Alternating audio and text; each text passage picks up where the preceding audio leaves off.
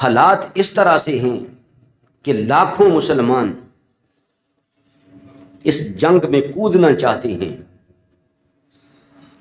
لیکن مسلمان ممالک کے حکمران جو ہیں اس قدر کمینے بن چکے ہیں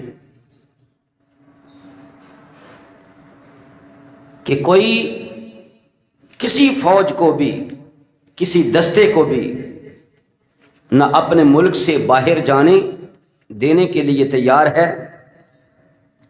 اور نہ ہی کسی دستے کو، کسی آرمی کو اپنی حد میں سے گزر کر ان مظلوموں کی مدد کرنے کے لیے جانے دینے کو کوئی حکومت بھی تیار نہیں ہے۔ تو یوں حالات ہیں، اگر دیکھا جائے تو ہر ملک دعویٰ دار ہے کہ میری آرمی جو ہے اس کی کیا بات ہے، میرے ملک کی کیا بات ہے، لیکن یہ بات روز روشن کی طرح غیر مسلموں پر 100 سال سے واضح ہوتی آ رہی ہے کہ مسلمانوں میں کوئی دم خس باقی نہیں ہے۔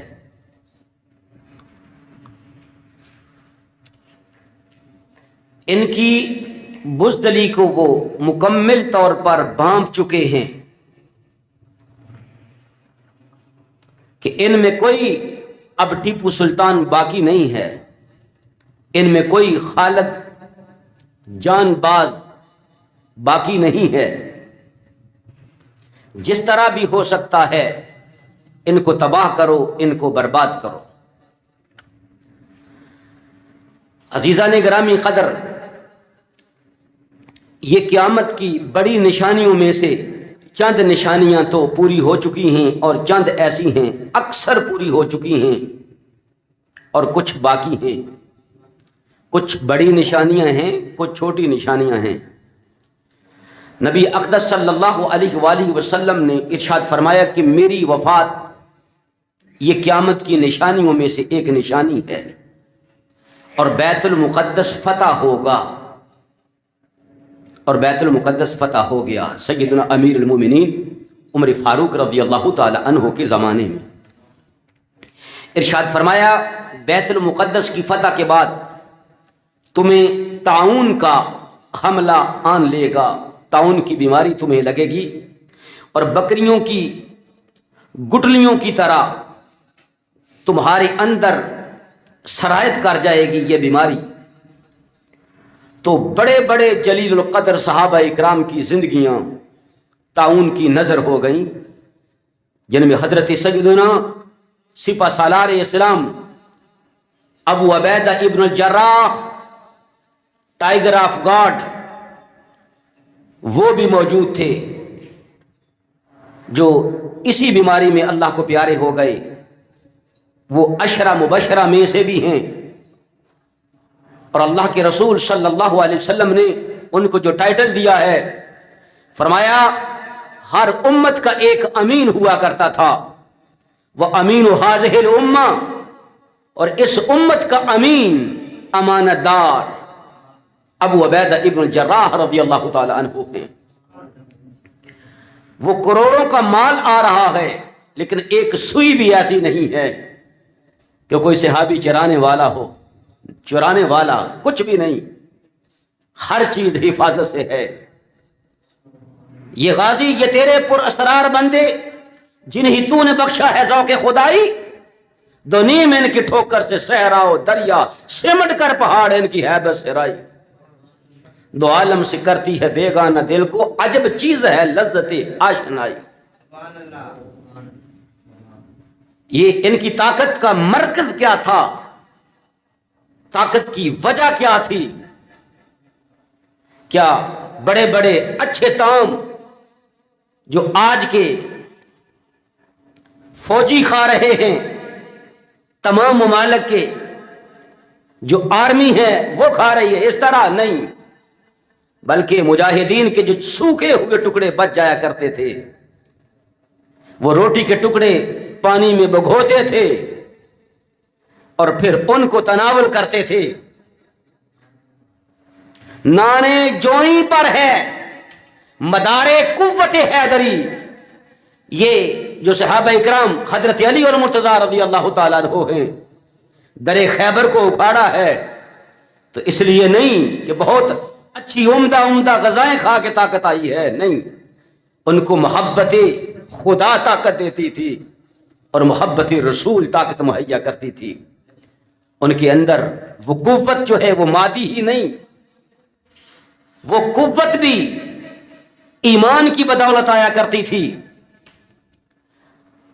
حضرت عمر فاروق رضی اللہ تعالیٰ عنہ کے زمانے میں یہ طاعون بھی آئی تھی، مرض، اور پھر نبی پاک علیہ السلام نے ارشاد فرمایا مال کی کثرت ہو جائے گی، یہاں تک کہ اگر کسی کو 100 دینار سونے کے سکے دیے جائیں گے تو وہ کہے گا یہ تو کچھ بھی نہیں ہے، یہ تو کچھ بھی نہیں ہے. نبی اقدس صلی اللہ تعالی علیہ وسلم نے ارشاد فرمایا ایک ایسا فتنہ اٹھے گا کہ عرب کے ہر گھر میں وہ فتنہ داخل ہو جائے گا. عرب کا کوئی گھرانہ باقی نہ بچے گا جس میں وہ فتنہ داخل نہ ہوگا. تمہارے اور رومیوں کے درمیان صلح ہوگی اور پھر رومی بد شکنی کریں گے، عہد کو توڑ دیں گے، 80 جھنڈے لے کر تم پر حملہ آور ہوں گے اور ہر جھنڈے کے نیچے ان کی 12,000 فوج ہوگی. 80 جھنڈے ضرب 12,000 تو یہ لاکھ سے زیادہ بنتی ہے. عزیزان گرامی قدر، نبی اکرم شفیع معظم صلی اللہ علیہ وآلہ وسلم نے خبر دی کہ تم دنیا کے حریص بن جاؤ گے، ایک دوسرے کی گردنیں کاٹنے لگ جاؤ گے. آدمی اپنا رازدار اپنے دوستوں کو بنائے گا لیکن اپنے باپ کو نہیں بنائے گا. باپ سے دامن بچائے گا، ہٹنے کی کوشش کرے گا. شرم و حیا جو باپ کی اولاد کے دل میں ہے وہ نہ رہے گی. اور بیٹیاں جو ہیں وہ اپنی ماؤں پر حکومت کریں گی. زکوٰۃ کو، ٹیکسز کو چٹی سمجھا جائے گا کہ زکوٰۃ ادا کریں، یہ تو چٹی ہے ہمارے اوپر. اور حکمران جو ہیں وہ مسلمانوں کے ٹیکس جو ہیں وہ مال غنیمت کر سمجھ کر ہڑپ کرتے جائیں گے. اور قبیلے کا جو ذلیل کمینہ ترین انسان ہوگا، قبیلے والے اس کو اپنا رہبر اور رہنما بنائیں گے، اپنا سربراہ بنائیں گے. اس وقت کسی کی عزت اور تکریم اس کے تقوی اور طہارت اس کے علم کی بنا پر نہ کی جائے گی، بلکہ اس لیے کی جائے گی کہ اس مردود کے، اس ظالم کے شر سے بچنے کے لیے اس کو سلام کرو، اس کو سلام کرو. جس طرح آج تمام آرمیاں اور تمام حکومتوں کے عہدیداران اور سربراہان جو ہیں وہ کس طرح امریکیوں کے تلوے چاٹ رہے ہیں، ہے کسی میں جرت اور مجال کہ ان کے سامنے اپنے سر اٹھا سکیں؟ نہیں. یہ وہی وقت ہے، بہت ساری علامات قیامت جو ہے وہ پوری ہو چکی ہیں اور کچھ ہیں جو ابھی باقی ہیں. میرے عزیز دوستو، چاہیے کہ علماء جمعۃ المبارک کے خطبات کے اندر لوگوں کو قیامت کی نشانیاں بتائیں، قیامت کی نشانیاں بتائیں. یہ موضوعات ہونے چاہیے کیونکہ نبی اقدس صلی اللہ علیہ وآلہ وسلم نے قیامت کی گن گن کر اتنی نشانیاں بتائی ہیں.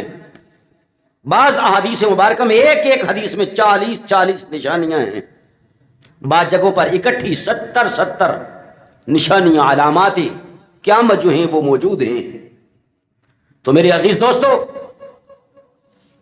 قیامت کی نشانیوں کو یاد کرنا چاہیے، اپنی اولاد کو بھی بیان کرنی چاہیے۔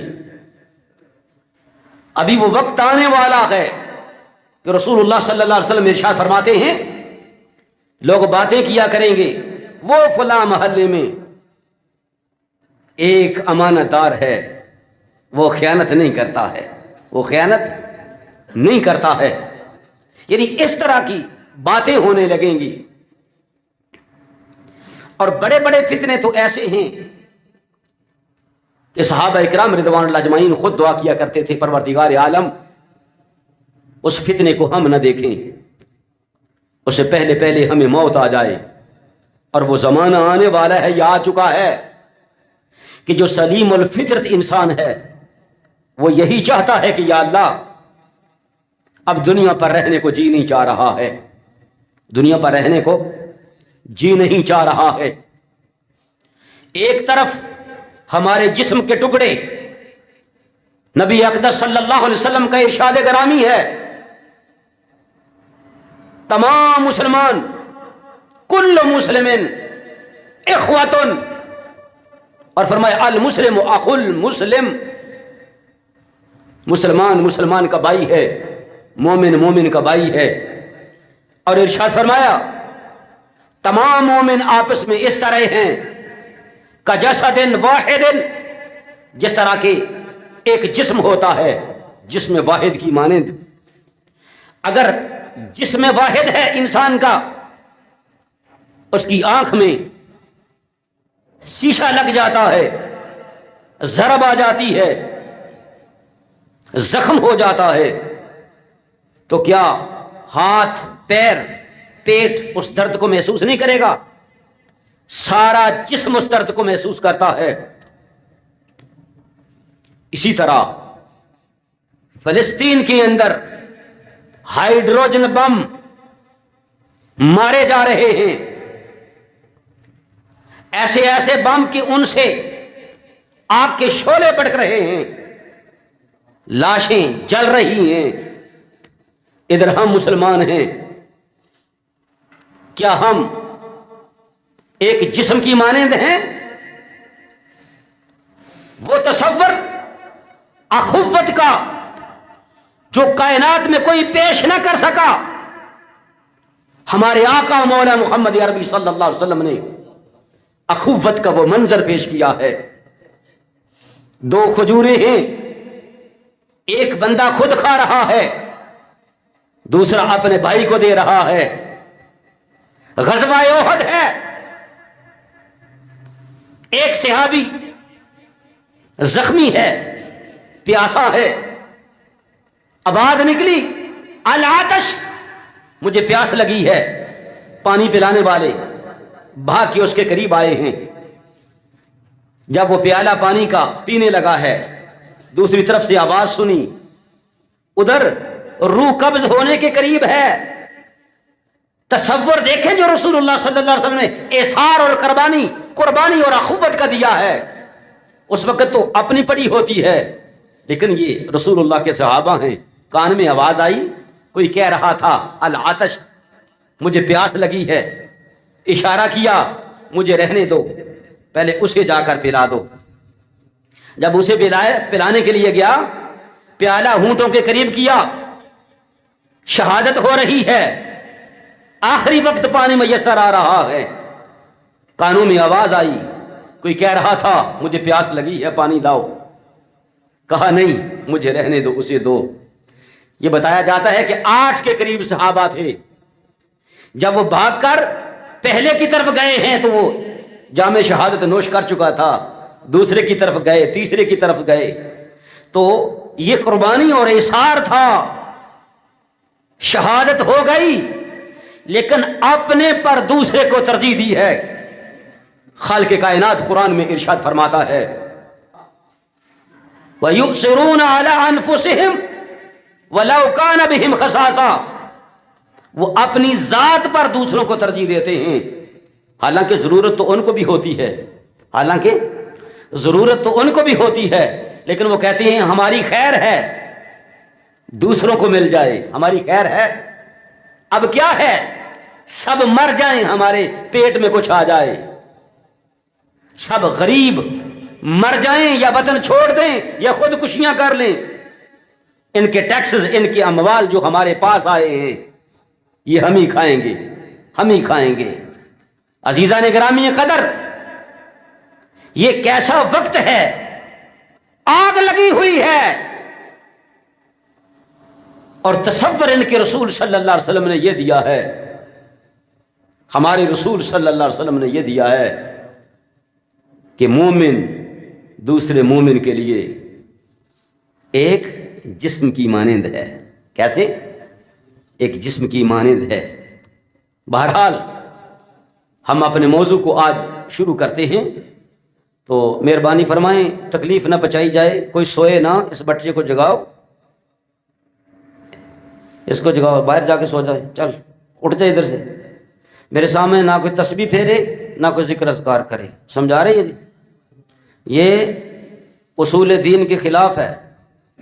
نہ کوئی سوئے چوکڑی لگا کر بیٹھے یا دوزانو ہو کر بیٹھے، سمجھا رہے؟ ایک آدمی دن رات بیٹھ کے ایک موضوع تیار کرتا ہے، تو اگر ایک دو آدمی بھی ایسے ہوں جو اس قانون کو توڑنے والے ہوں تو پھر کچھ سنانے کو جی نہیں کرتا ہے، جی نہیں کرتا۔ لہٰذا مکمل طور پر زیادہ کثرت اور کم کی ضرورت نہیں کہ بہت زیادہ مجمع ہو، نہیں، بس یہ ہے کہ سننے والے چاہے تھوڑے ہوں لیکن ان کے دلوں میں درد پیدا ہو،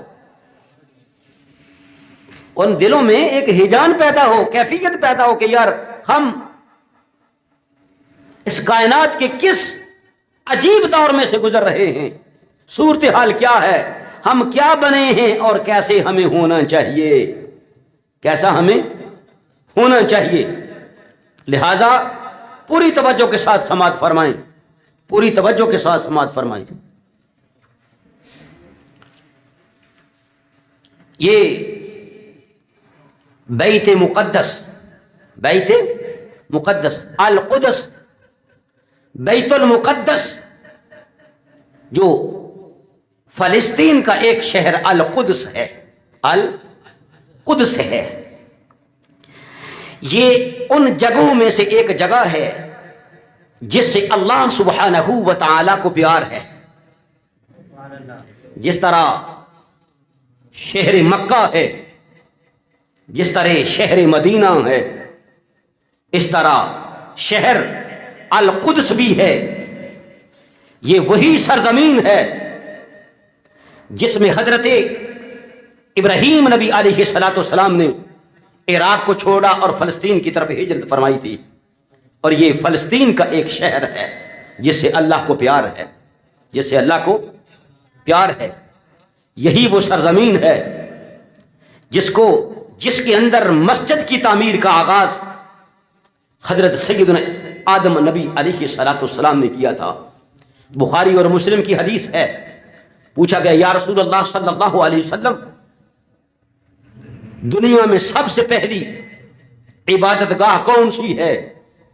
تو نبی پاک علیہ السلام نے ارشاد فرمایا وہ مسجد حرام ہے، خانہ کعبہ ہے، اللہ کا گھر ہے، یہ اول گھر ہے جس کے بارے میں اللہ سبحانہ و تعالی قرآن میں ارشاد فرماتا ہے ان اول بیت وضع للناس للذی ببکۃ مبارکا وہدی للعالمین،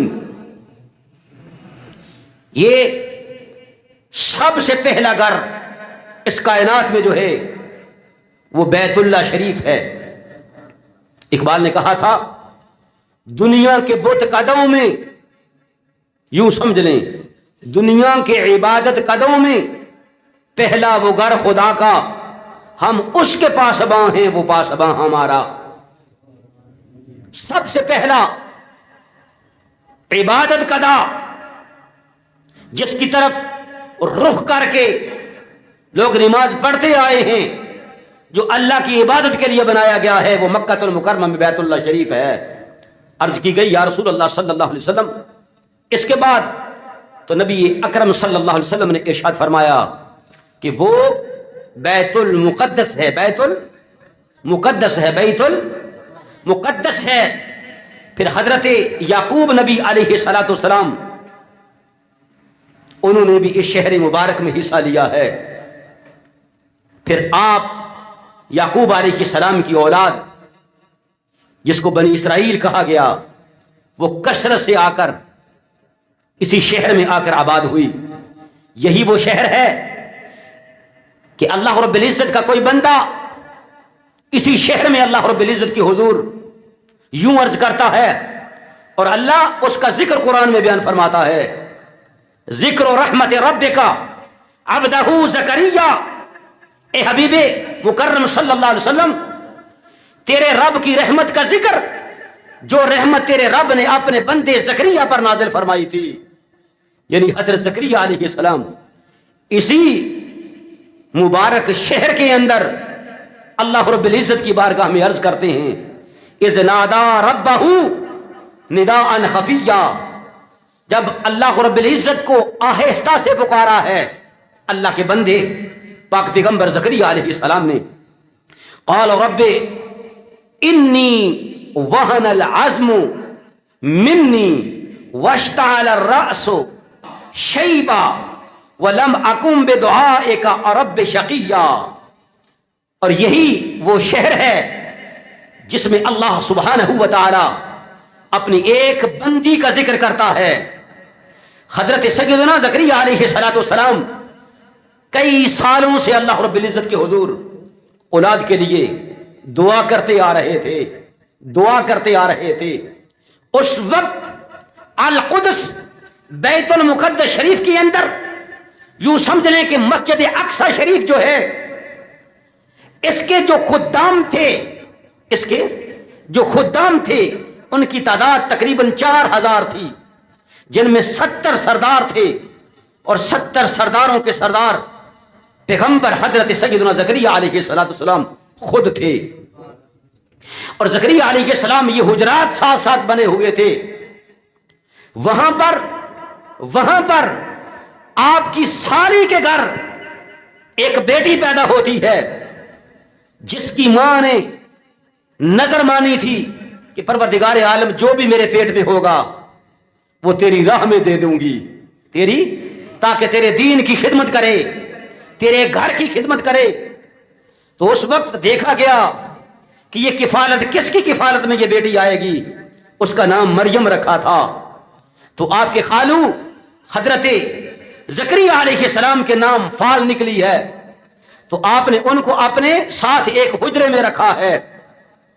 تو جب دیکھا پاک پیغمبر اس صدیقہ اللہ کی ولیہ کے حجرے میں گئے ہیں، وہاں پر جا کر دیکھا کہ بے موسم پھل لگے ہوئے ہیں، ایسے طعام ہیں، حیران ہوئے اور پوچھنے لگے کہ یہ سب کچھ کہاں سے آیا ہے۔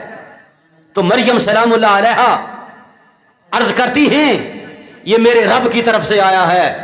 تو قرآن کہتا ہے وہیں پر حضرت زکریا علیہ السلام نے اپنے ہاتھوں کو بلند کیا اور کہا اللہ مریم کو بے موسم پھل دے سکتا ہے، میری عمر بڑھاپے کو پہنچ گئی ہے، میری بیوی بانجھ ہو گئی ہے، اے مریم کو بے موسم پھل دینے پر قدرت رکھنے والے اللہ تو اس بات پر بھی قادر ہے کہ اپنے پیغمبر زکریا کو اس عمر میں اولاد سے نواز دے۔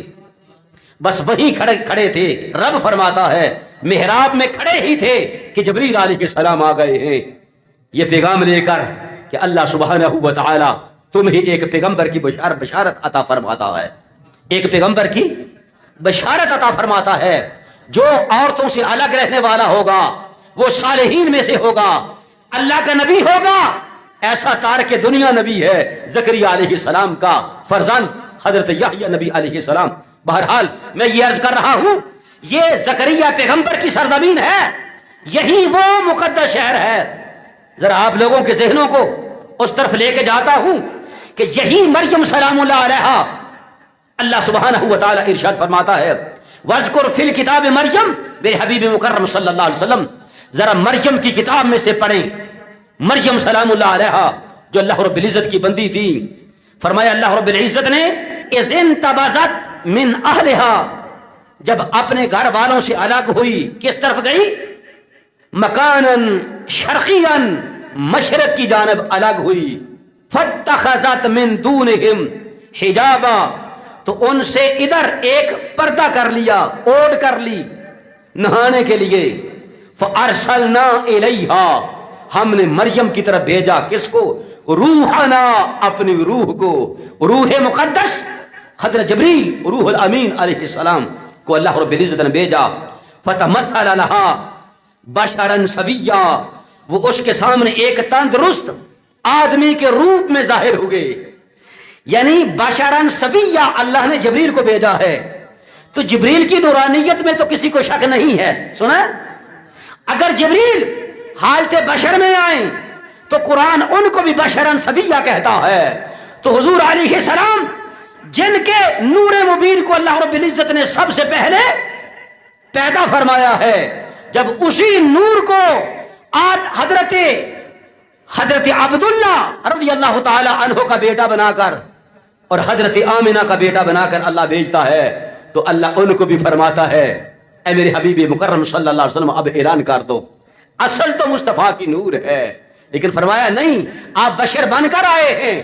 تو حبیب مکرم اعلان فرمائے، اعلان فرما دے قل انما انا بشر مثلکم، اور ادھر جبریل علیہ السلام ہیں تو نوری لیکن بشر کے لبادے میں آتے ہیں، تو اللہ رب العزت ارشاد فرماتا ہے کہ وہ فتمثل لہا بشرا سویا، بشرا سویا، گبرو جوان بشر بن کر آئے، تو کہا بولی میں تجھ سے رحمان کی پناہ مانگتی ہوں، میں بڑی شریف ہوں اور شریف زادی ہوں، تو ادھر کیوں آیا ہے؟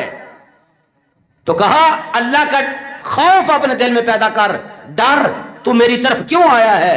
تو فرمایا تھا قال انما انا رسول ربک، ڈرنا میں کوئی اور نہیں ہوں، میں تیرے رب کا رسول آیا ہوں، میں تیرے رب کا رسول آیا ہوں۔ جبریل علیہ السلام فرشتوں میں اللہ کے رسول ہیں، لِأَهَبَ لَكَ غُلَامًا زَكِيًّا، اس لیے آیا ہوں تاکہ میں تجھے ایک ستھرا فرزند عطا فرماؤں، میں تجھے ایک ستھرا فرزند عطا فرماؤں۔ تو انہوں نے کہا مجھے کسی بشر نے نہیں چھوا ہے، میری تو شادی بھی نہیں ہوئی ہے، وَلَمْ أَكُ بَغِيًّا، اور نہ ہی میں بد چلن ہوں، میں تو شریف زادی ہوں، تو مجھے کیا کہہ رہا ہے؟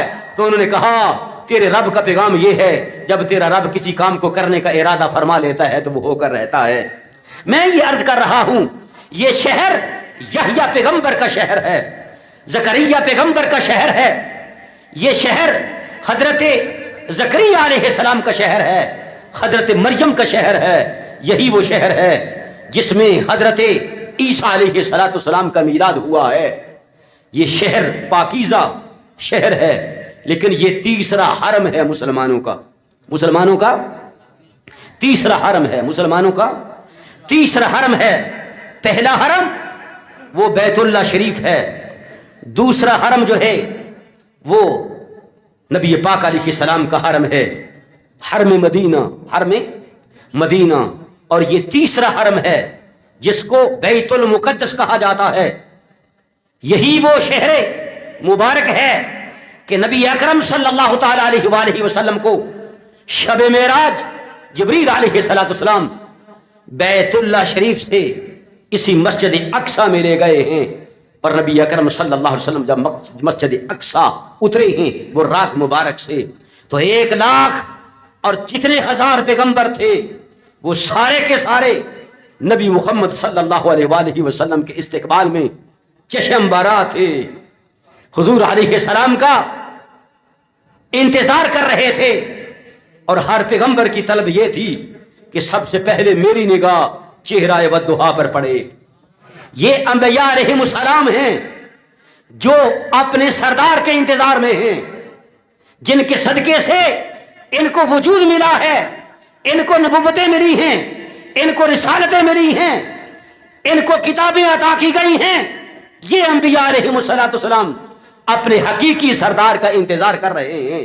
نبی پاک علیہ السلام مسجد اقصی میں آئے ہیں، رسالت مآب علیہ السلام فرماتے ہیں وقت نماز کا ہو گیا، مؤذن نے اذان کہی، جبریل علیہ السلام نے مجھے تھام کر کہا یا رسول اللہ یہ مسلح یہ جائے نماز خالی ہے، 1,00,000 اور 24,000 کم و بیش انبیاء علیہ السلام اس انتظار میں ہیں کہ آپ امام الانبیاء تو ہیں، آج بالفعل ان کو نماز پڑھا کر اپنا امتی بنا لے تاکہ یہ سب کے سب وہ وعدہ جو روز بیسا کیا تھا لَتُؤْمِنُنَّ بِهِ وَلَتَنْصُرُنَّ، یہ بالفعل آپ کی امتی بھی بن جائے اور آپ کی اقتداء میں نماز پڑھ کے آپ کے مقتدی بھی بن جائے۔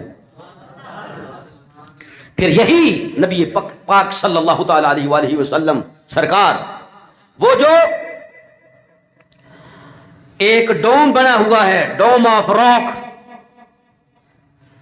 سنہری رنگ کا، جسے مسجد اقصی سمجھا جاتا ہے، حالانکہ وہ مسجد اقصی نہیں، وہ مقام ہے، یہ سارا شہر ہی مقدس ہے، بلکہ اللہ رب العزت نے القدس سارے شہر کو فرمایا ہے، اور نبی پاک علیہ السلام نے بھی القدس سارے شہر کو شہر مقدس فرمایا ہے۔ وہاں پر نبی پاک صلی اللہ تعالی علیہ وآلہ وسلم کی سواری جو ہے وہ زمین سے آسمانوں کی طرف بلند ہوئی ہے۔ اللہ اللہ، یہی وہ شہر مقدس ہے جس کے اندر عمارتوں کی بنیاد سب سے پہلے آدم علیہ السلام نے رکھی تھی۔ عرض کی گئی یا رسول اللہ دوسری مسجد کب بنا، دوسری مسجد جو ہے وہ دنیا پر کب بنی، کون سی ہے؟ نبی پاک علیہ السلام نے ارشاد فرمایا وہ مسجد اقصی ہے۔ یا رسول اللہ صلی اللہ علیہ وآلہ وسلم اس کے اور اس کے درمیان کتنا فاصلہ ہے؟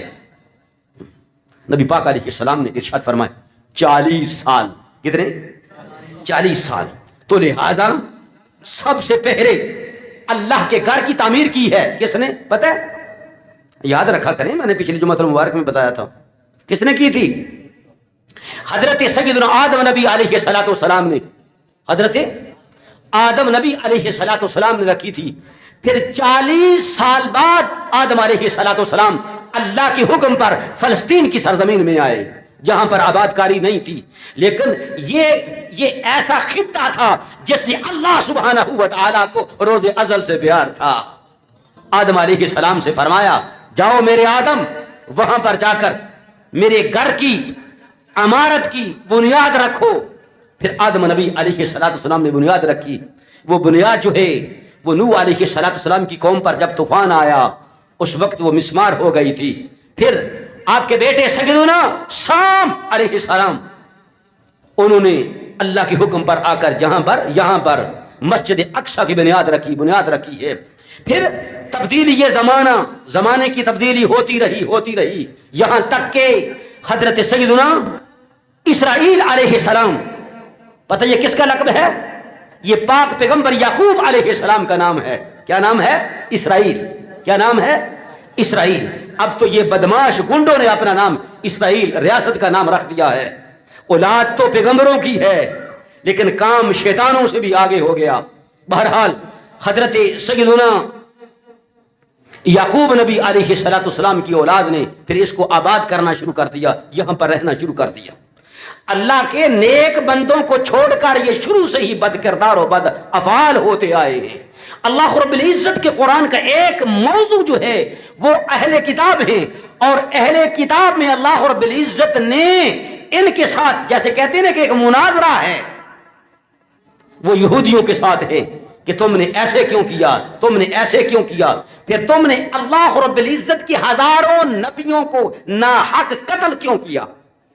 یہ نبیوں کو قتل بھی کرتے تھے ظالم۔ عزیزان گرامی قدر، پھر حضرت داؤد نبی علیہ السلام نے اللہ کے اس گھر کی تعمیر بڑی مضبوط طریقے سے کرنا شروع کیا۔ جب آپ کا انتقال کا وقت قریب آیا تو سرکار نے اپنے صاحبزادے سے فرزند ارجمند اللہ کے نبی حضرت سلیمان علیہ السلام کے سپرد یہ کام کیا۔ سیدنا سلیمان علیہ السلام وہ ہیں، اللہ رب العزت نے نبیوں میں آپ کو جیسی بادشاہت عطا فرمائی ہے کسی اور کو نہیں عطا فرمائی۔ کیوں؟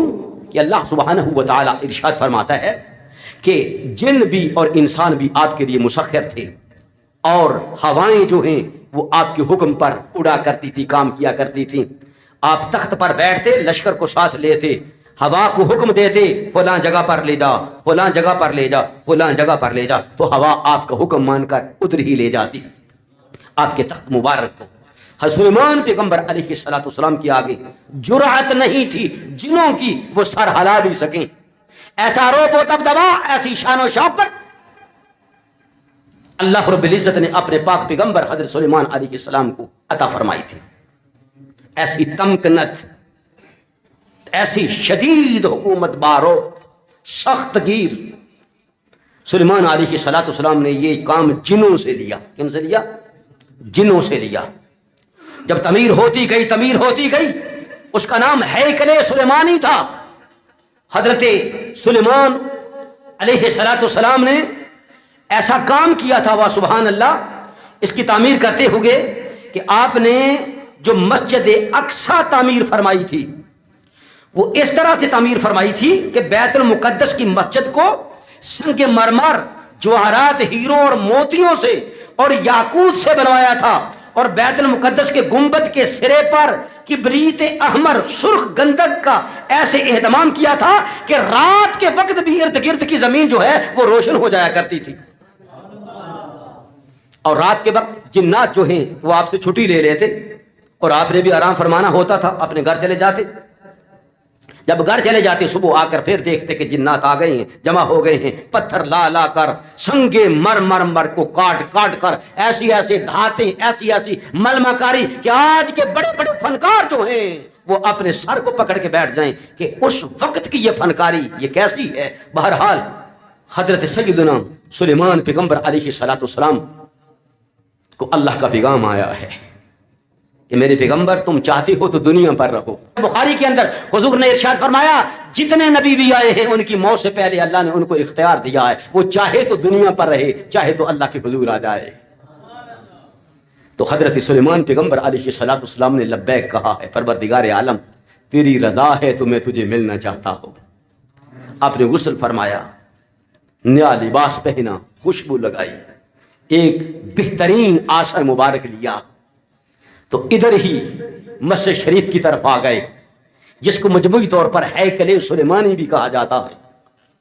وہاں پر آپ سرکار نے کیا کیا کہ ڈنڈا ہاتھ میں پکڑا اور ڈنڈے کے اوپر اپنی ٹھوڑی مبارک رکھی ہے، اور اسرائیل سے کہا آ جا، اسرائیل سے کہا آ جا، اپنے قدموں کو جما لیا ہے، اپنے قدموں کو جما لیا، یعنی 3 قدم بن گئے ہیں، 2 آپ کے سرکار کے اپنے قدم ہیں اور ایک آپ کا ڈنڈا ہے، ایک آپ کا ڈنڈا ہے۔ روایات میں آتا ہے کہ جتنا کام تھا وہ کام ہی اس طرح ہونا تھا کہ سلیمان علیہ السلام نے اپنی ٹھوڑی کا رکھا، آپ کی روح پاک کو اسرائیل علیہ السلام نے قبض کر لیا۔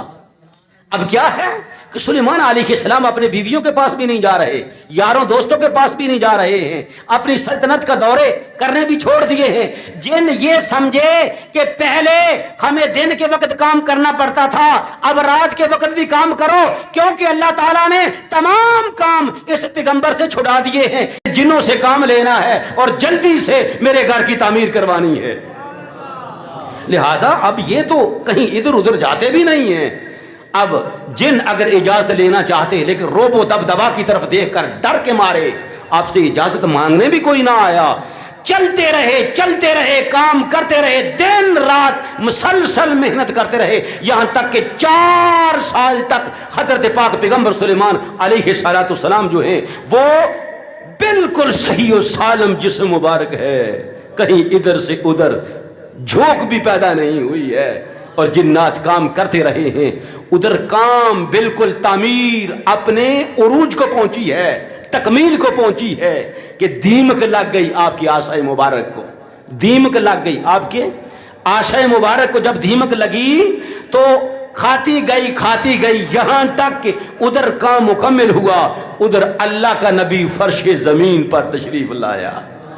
جب شیاطین نے دیکھا، جب جنات نے دیکھا اور انسانوں نے دیکھا تو کہا دیکھیں ہم تو وہم میں ہی رہے، ہم تو گمان میں ہی رہے کہ یہ پورے طریقے کے ساتھ نگرانی کر کے ہم سے کام لے رہے ہیں، لیکن یہ تو کتنی دیر پہلے سے ہی انتقال فرما چکے ہیں۔ بہرحال اس طرح اللہ سبحانہ و تعالی نے یہ کام لیا اور یہ مقدس اور پاکیزہ شہر جو ہے اس کی تعمیرات کا کام ہوتا رہا۔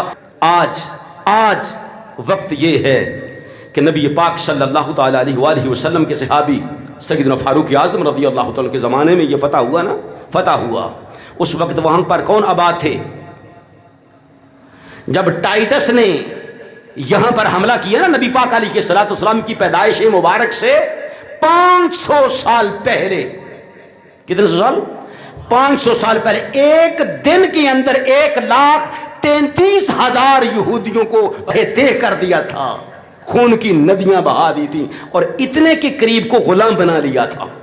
اور اس سے پہلے نصر بخت جو ایران کا پہلا بادشاہ ہوا ہے، نصر بخت، یہ نوشیروان سے پہلے جو بادشاہ ہوا تھا، اس نے یہاں پر حملہ کیا تھا، تو اس وقت اس نے مکمل ہیکل سلیمانی کو، اور بعد نے کہا کہ ٹائٹس جو دوسری بار جس نے حملہ کیا تھا، اس نے ہیکل سلیمانی کی اتنی بے حرمتی کی کہ ساری دیواریں توڑ دیں، صرف ایک دیوار باقی تھی جہاں پر یہودیوں کو آپ دیکھتے ہوں گے کہیں نیٹ پر کہ وہ انہوں نے دیوار کا نام دیوار گریہ اوزاری رکھا ہے، وہاں پر روتے ہیں، اللہ سے معافیاں مانگتے ہیں، اللہ سے معافیاں مانگتے ہیں، معافی طلب کرتے ہیں، اور دوسری طرف غنڈہ گردی جو آپ لوگوں کے سامنے ہے۔ بہرحال حضرت امیر المومنین فاروق اعظم رضی اللہ تعالیٰ عنہ نے آرڈر جاری کیا تھا ابو عبیدہ ابن الجراح رضی اللہ تعالیٰ عنہ کو کہ آپ بیت المقدس پر حملہ کریں، کیونکہ حضرت علی رضی اللہ تعالیٰ عنہ نے فرمایا تھا کہ اے امیر المومنین، آپ آرمی کو بیت المقدس کی طرف روانہ فرمائیں، کیونکہ مجھے نبی پاک علیہ الصلوۃ والسلام نے پہلے بیت المقدس کی فتح کی خبر دی ہے اور اس کے بعد جو ہے وہ کسانیہ کی فتح کی خبر دی ہے۔ تو جب یہ لشکر اسلام شارٹ کٹ یہ ہے کہ انہوں نے بڑے حملے کیے، لیکن جب بھی حملہ کرتے تھے تو وہ بیت المقدس کے جو عیسائی ہیں، بیت المقدس کے عیسائی، وہاں پر رومیوں کی حکومت تھی، وہ اپنے سب سے بڑے مذہبی رہنما کے پاس جاتے تھے، کمامہ جس کا نام تھا، کہ اس طرح کوئی مسلمان بتاتے ہیں وہ ہم پر حملہ کرنے کے لیے آئے۔ جب وہ سامنے آیا تو کہا تمہارا ناس ہو جائے، اب تمہاری حکومت گئی۔ یہ کہاں سے آئے؟ کہا یہ حجاز مقدس سے آئے ہیں۔ تو کہا اب تمہاری حکومت نہیں ہے، اچھا مجھے دکھاؤ وہ کون لوگ ہیں۔ جب دیکھا تو کہا لڑتے رہو، یہ تمہارا کچھ نہیں بگاڑ سکتے ہیں، اس لیے کہ ان کے ہاتھ پر فتح نہیں ہوگی۔ محاصرہ جو ہے نا وہ طول اختیار کر گیا، یعنی 4 ماہ تک صحابہ لڑتے رہے۔ اب وہ تنگ آگے دوبارہ پھر گئے، انہوں نے کہا نہیں کوئی حساب لگا، یہ تو ہمارا پیچھا نہیں چھوڑ رہے ہیں، ہمارا باہر جانا دشوار ہے، انہوں نے ہمیں گھیر کے رکھا ہوا ہے، محاصرہ کر رکھا ہے۔ پھر وہ دوبارہ آیا تو اس نے سمجھایا، کہنے لگا جو تمہارا سپہ سالار ہے وہ میرے سامنے آئے۔ سپہ سالار سیدنا ابو عبیدہ ابن الجراح رضی اللہ تعالیٰ عنہ پھر گئے، اس نے کہا دیکھو نہیں آیا ہے کہ ہم کسی کی حوالے بیت المقدس کو کریں۔ کہا تمہارا کیا کہنا ہے؟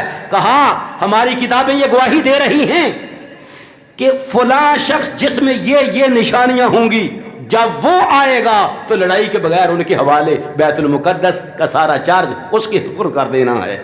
میں دیکھ رہا ہوں کہ وہ تم نہیں ہو، وہ شکل تمہارے اندر کسی کی بھی نہیں ہے۔ کہا تمہارا کیا مقصد ہے؟ اس نے سب کچھ بتایا۔ کہا اگر تم چاہو تو میں اس کا نام بھی تمہیں بتا سکتا ہوں۔ کہا کہ ہمیں نام بتائیں۔ کہا اس کا نام عمر بن خطاب ہے، لقب فاروق ہے، وہ سخت گیر ہے، لیکن اللہ کے کام میں ملامت کرنے والوں کی ملامت کا اس پر کوئی اثر نہیں ہے۔ صرف نام بتا رہا ہوں، نشانیاں نہیں بتائیں۔ حضرت میسرہ رضی اللہ تعالیٰ عنہ کو مدینہ طیبہ بھیجا، وہ آئے، سرکار نے فرمایا کیا خبر لائے ہو؟ کہا جی خوشخبری لایا ہوں، بیت المقدس فتح، بغیر لڑائی کے فتح ہو رہا ہے، لیکن شرط یہ ہے کہ وہاں پر آپ کو جانا پڑے گا۔ سب کچھ بتایا۔ اب کیا شان و شوقت تھی جب امیر المومنین رضی اللہ تعالیٰ عنہ مدینہ طیبہ سے خود سفر باندھ کر، ارادہ سفر لے کر وہاں پر تشریف لے گئے۔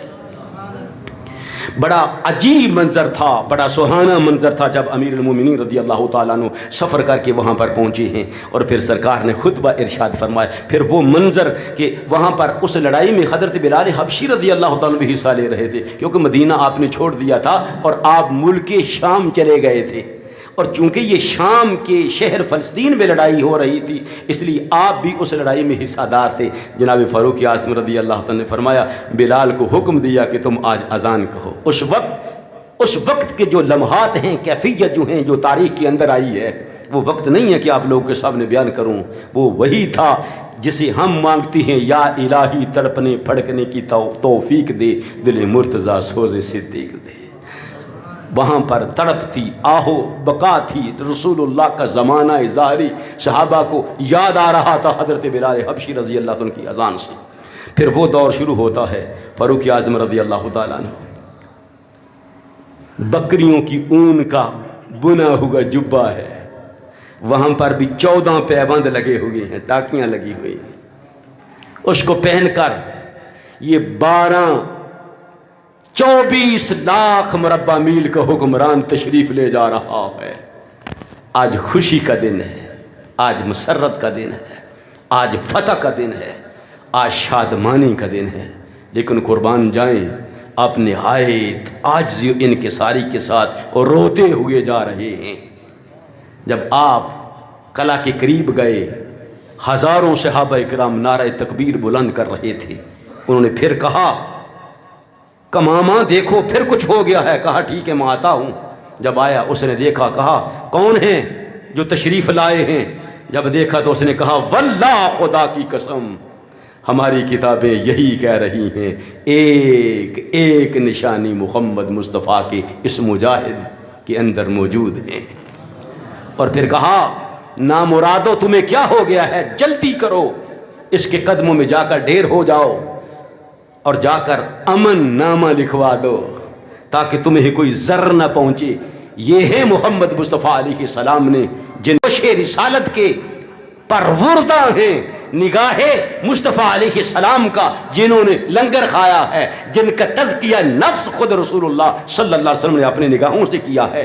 فاروق اعظم رضی اللہ تعالیٰ عنہ فاتح بن کر اس سرزمین میں داخل ہو گئے ہیں تو ایک شخص کا خون بھی نہیں بہا ہے، ایک شخص کا خون بھی نہیں بہا ہے۔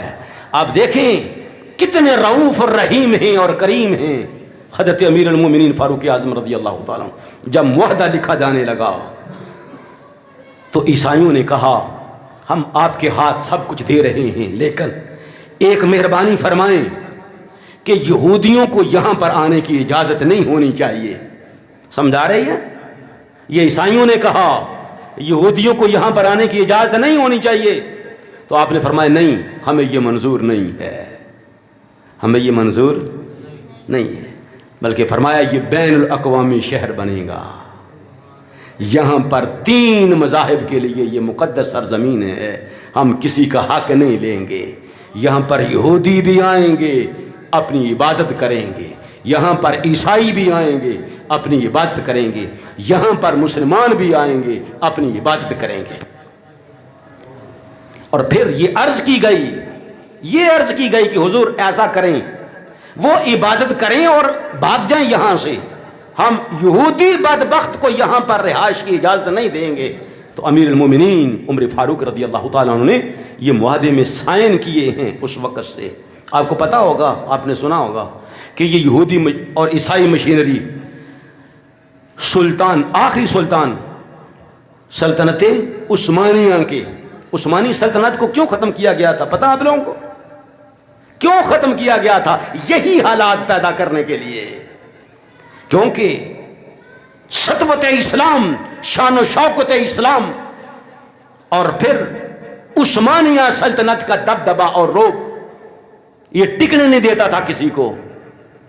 ان کی یہی کوشش تھی کہ کسی نہ کسی طرح مسلمانوں کی جو مرکزیت ہے، سالمیت جو ہے، ان کے دم قدم سے ہے، اس کو کمزور کیا جائے۔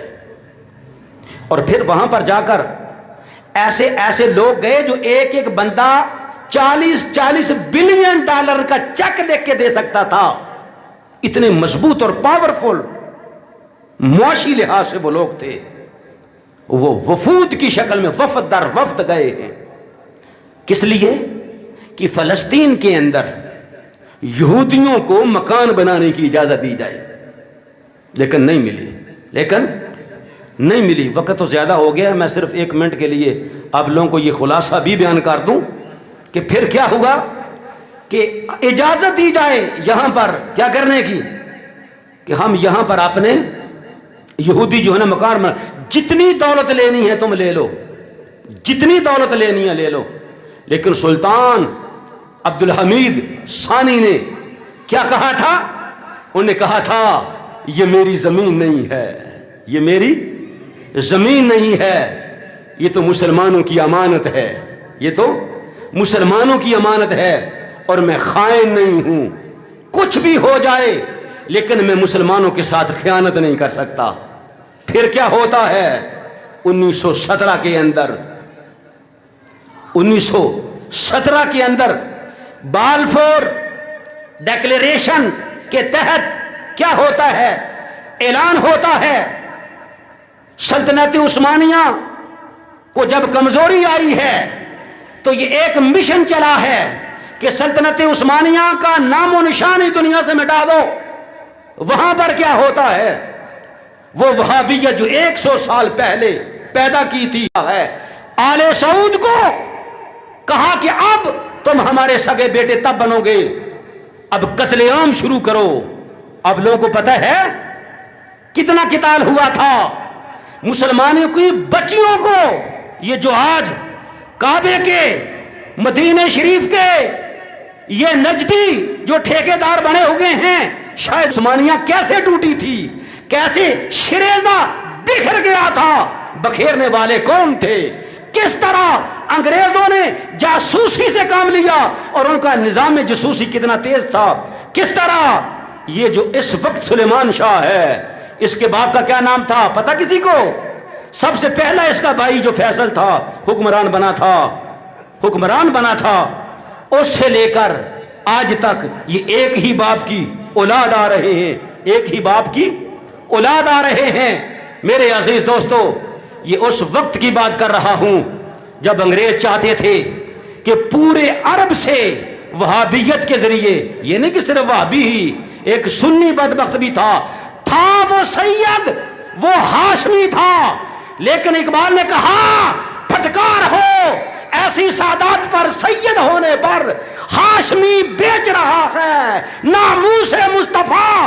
उसने भी अंग्रेजों का और यहूदियों का साथ दिया था और वहां से सल्तनते उस्मानिया का खात्मा करवाने के लिए वो हिजाज मुकद्दस का गवर्नर था।